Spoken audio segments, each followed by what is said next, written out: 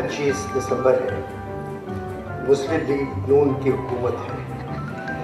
मियां नवाज शरीफ आज पैदा हुए थे।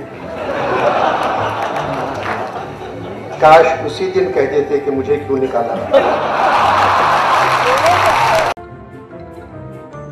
कायद पाकिस्तान मुस्लिम लीग नून मियां मोहम्मद नवाज शरीफ के जन्मदिन के मौके पर कहीं केक काटे गए तो कहीं जश्न मनाया गया।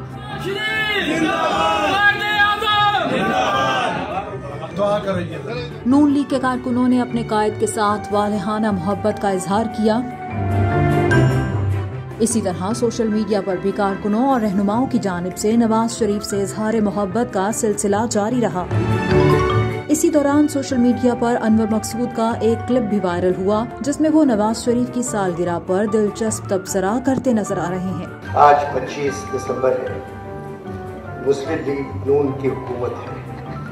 मियां नवाज शरीफ आज पैदा हुए थे। काश उसी दिन कह देते कि मुझे क्यों निकाला।